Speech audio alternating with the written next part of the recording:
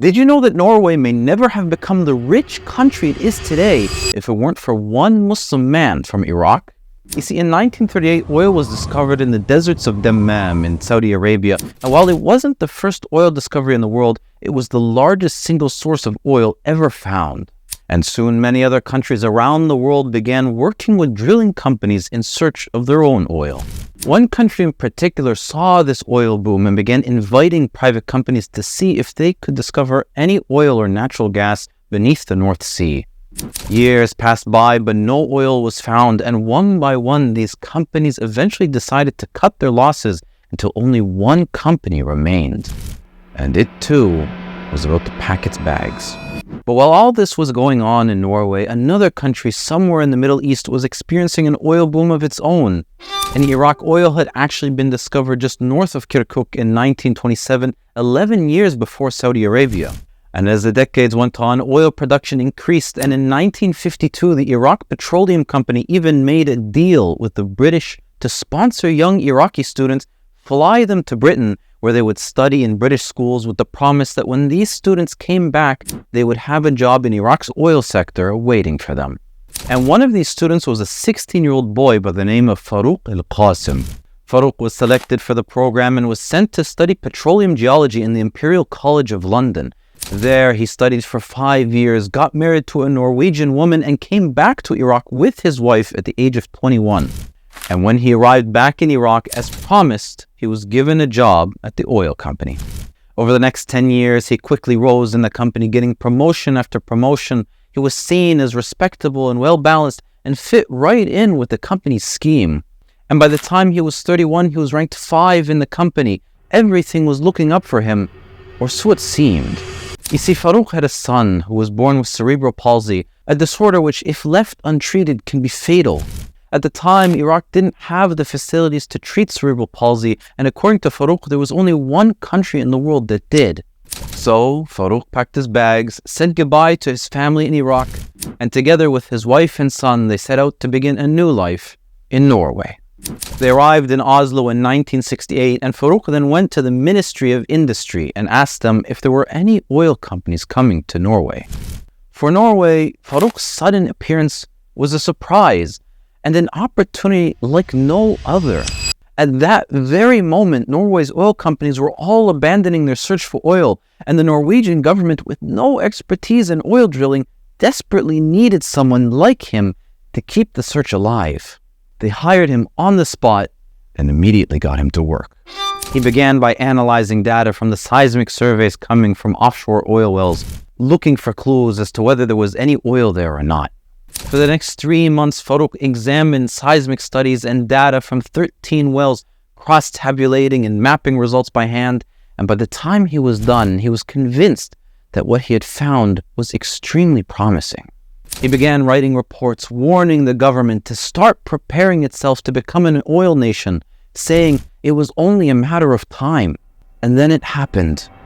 In 1969, Norway struck oil. It was a massive discovery, one of the world's largest offshore oil basins. And over 50 years later, they're still pumping over 100,000 barrels of oil per day till this day. And they expect it to last until at least 2050. But now, with all the oil flowing in, Norway soon realized that they were about to face an economic disaster like they had never seen before. You see, nearly a decade earlier, the Netherlands had made a natural gas discovery of its own. Soon, they began selling it on the open market, which inevitably made their currency, the Dutch guilder, so much more valuable. And because of that, anyone wanting to import goods from other industries in the Netherlands now had to pay a whole lot more. Soon, every other industry in the Netherlands saw their exports go down, making every other sector in the economy so much worse.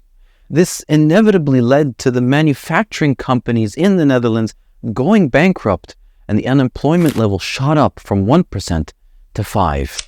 The end result was so disastrous for the country that it later became known as the Dutch disease, and Norway was about to fall into it. That was until Farouk came up with a plan.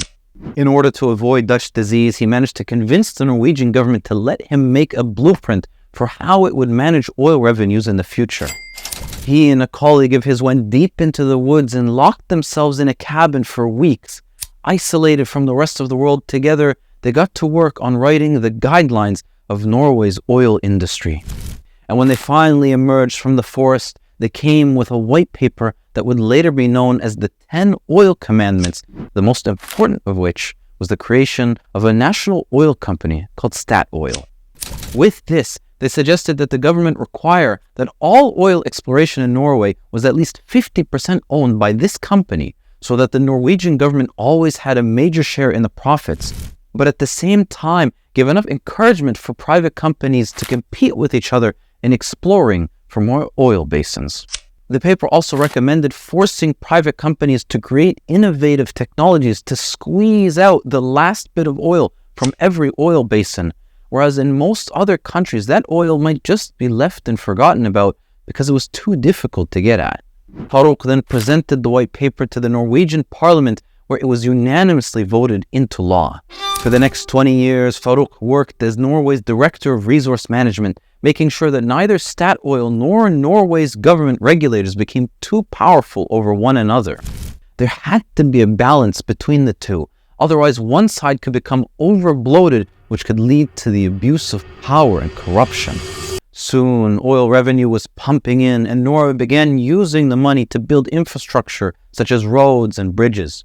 And later on, Norway even chose to put that money for other investments, putting every cent of profit from the oil industry into a national hedge fund, which, as the writing of this video, was worth $1.3 trillion. That's around $250,000 for each citizen of Norway. All of this wealth, all of this stability, perhaps none of it would have happened if it weren't for that one Muslim Arab immigrant from Iraq. Like and subscribe for more Muslim Facts.